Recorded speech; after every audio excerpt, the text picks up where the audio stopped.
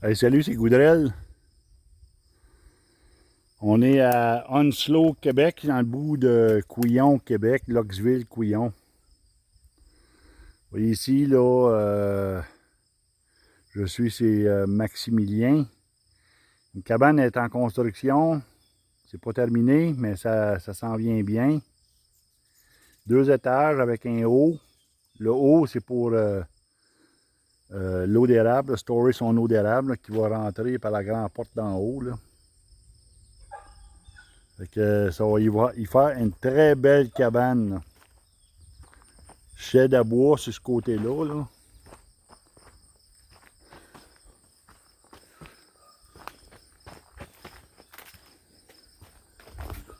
Une shed à bois à grandeur ici. Là.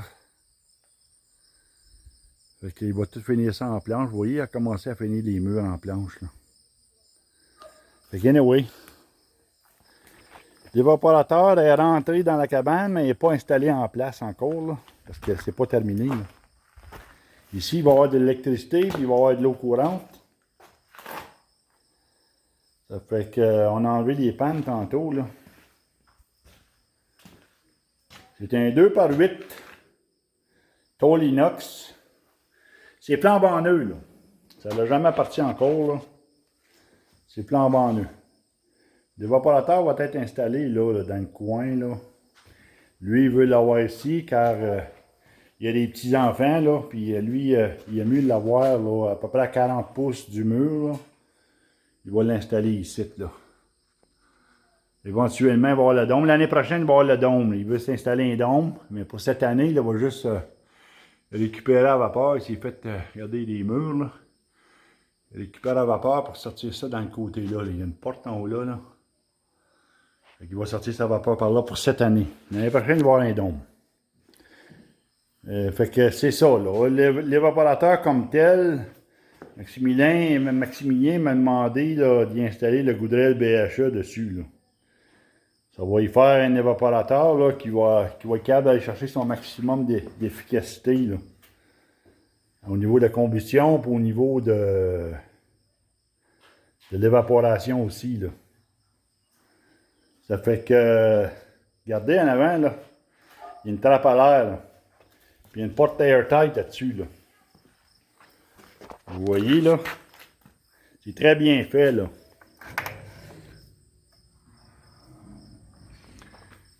Porte isolée avec du ciment réfractaire. Et puis toute la devanture est isolée là, en ciment réfractaire. C'est tout en stainless. Le devant est tout en stainless. Même les ferranges de côté là, sont recouverts de stainless. Là. La seule chose qui en fonte là-dessus, là, c'est les pattes. Ici, il va y avoir une patte aussi. Là. Puis là derrière, où est-ce que la souche s'assit, là. Fait qu'anyway, tôle inox, eux autres, là, regardez là, le rack que vous voyez ici, là. Nous, on va l'enlever parce que tôle inox, eux, ils disent de mettre une tôle ici, là. C'est une tôle qui va aller descendre jusqu'en avant là. Mais ça, moi, cette tôle-là, je la mets pas. Pourquoi je la mets pas?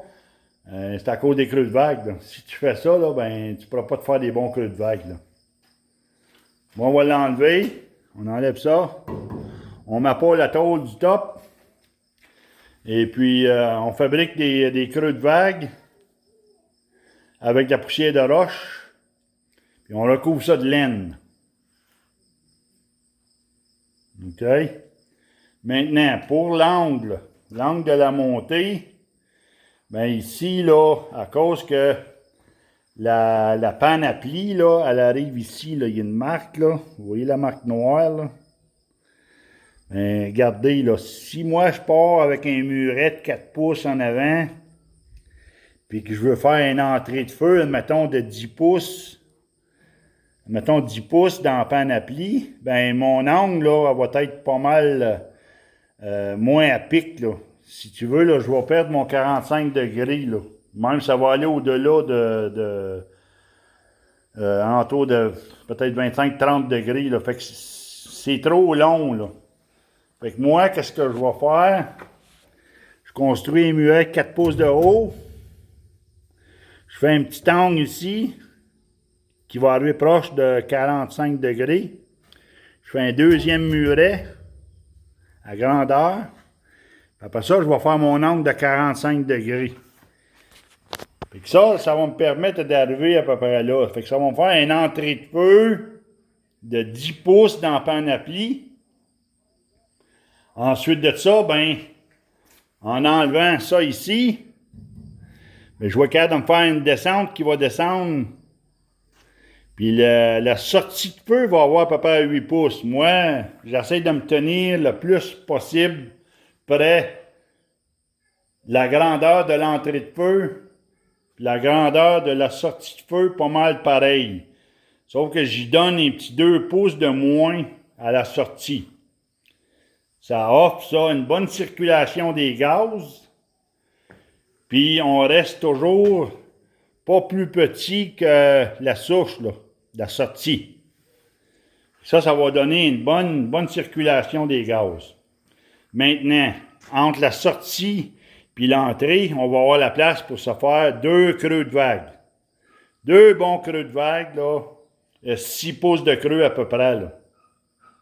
6-7 pouces même. Ça, ben, vous le savez, les creux de vague, c'est important. Ça va permettre à la panoplie de bien bouillir. Maintenant, on va ajouter une clé. On y met une clé. C'est sûr et certain que ça va prendre un draft control par la hauteur de la cabane. Ici, c'est 2 étages, là. C'est au-dessus de 25 pieds de haut, là. Ça fait que on y installe un draft control, manifold, diffuseur d'air, ventilateur à vitesse variable. Je vais vous dire, avec la trappe à l'air en avant, là, cet évaporateur-là, là, ça va péter le feu. Là. Ça va fonctionner, cela. Là.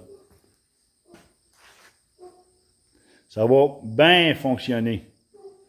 La laisser telle quelle, 100 mètres de kit dessus, mais tu vas avoir un rendement médiocre parce que ici, à cause que la cheminée est très haute, parce qu'on n'a pas le choix d'avoir une cheminée haute, là, ça a 25 pieds de haut, là. Fait que, sachant qu'il faut aller 30 pouces plus haut que le pignon, en haut, ben, je dois vous dire qu'il va y avoir beaucoup de tir, là. Puis un évaporateur qui a beaucoup de tir, ben, je dois te dire que tu garages ta chaleur dehors, puis tu baisses ton rendement, là. Parce que là, la cheminée, elle va changer de couleur, parce que là, la température de la cheminée, elle va monter très haute, là. Très haute. Et nous, on le sait que la chaleur, c'est pas dans la cheminée qu'on la veut. C'est en dessous des pannes. Bon, ben le draft control puis la clé, c'est ça qui va contrôler. Ta chaleur, tu vas l'avoir en dessous des pannes. Il va avoir bien meilleur rendement. Bien meilleur rendement. Puis il ne sera pas dur sur le bois, là. Il ne sera pas dur sur le bois. Fait que c'est ça, là, les changements. C'est ça, le test Bacharach, là, pour évaluer la combustion, puis pour évaluer la tire, pour évaluer... c'est ça qui fait qu'en bout de ligne, mais tu vas aller chercher ton maximum de rendement. Maximum d'efficacité de combustion, maximum d'efficacité d'évaporation. C'est ça que c'est, là. Fait qu'anyway, c'est ça les changements qu'on va y faire. Les ajouts, plutôt, qu'on va y faire. Il va y avoir 2 murets. Il va y avoir 2 murets. Je ne sais pas si vous pouvez voir, là, il y a beaucoup de soleil, là. 2 murets, bon angle de montée. Et puis, vous allez voir que cet évaporateur-là, là, ça va évaporer à mort. Là. Ça va marcher, là. Ça fait que c'est ça. C'est un très bel évaporateur. Tout en stainless de même, c'est super beau, là.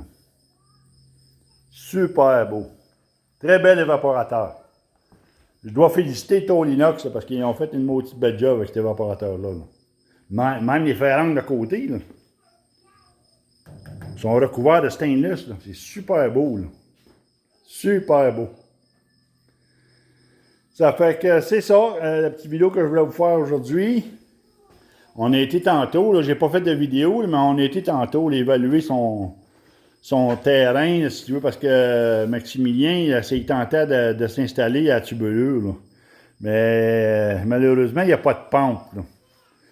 Il n'y a pas de pente, là. Ça fait qu'il y a une petite pente vraiment minime, là.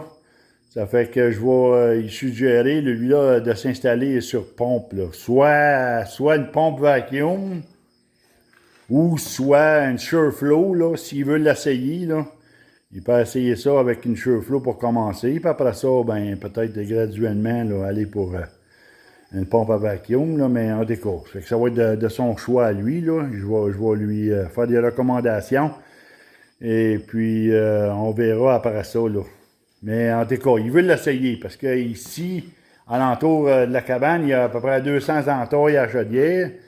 Puis il voudrait s'installer, mettons, 200 gentailles dans la tubulure là-bas, là. Mais je vais vous dire que ça va y faire beaucoup d'eau, là. Pour un 2,8, là, pas d'osmose, là, il va y avoir beaucoup d'eau, là. Parce que juste à la tubulure, là, la pompe sur flot, ça ramasse beaucoup d'eau, là. Anyway, fait que ça va y faire une maudite belle installation.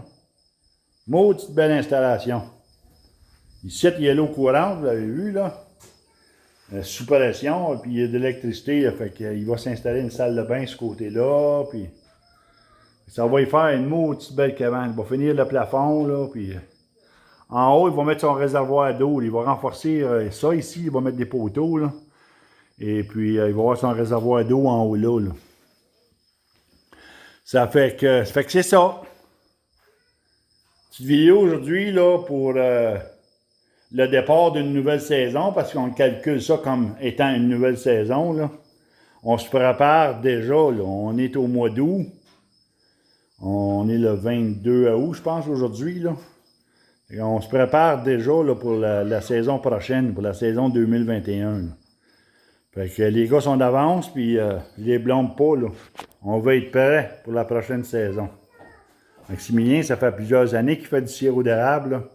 Il a une maudite bonne base, il est bien parti. Puis là, ben, avec un évaporateur neuf comme ça, bien équipé pour avoir un bon rendement, je vais vous dire que ça va être plaisant, là. Très plaisant. Très plaisant, parce qu'il ne rencontrera pas, il ne s'en fâchera pas, là. Il n'y aura pas des mauvaises surprises, là, avec une tire trop élevée, puis etc., etc., là. Fait qu'il est très bien parti. Anyway, fait que je vous laisse là-dessus. Petite vidéo pour ça aujourd'hui, pour le départ d'une nouvelle saison qui s'en vient. Et salutations.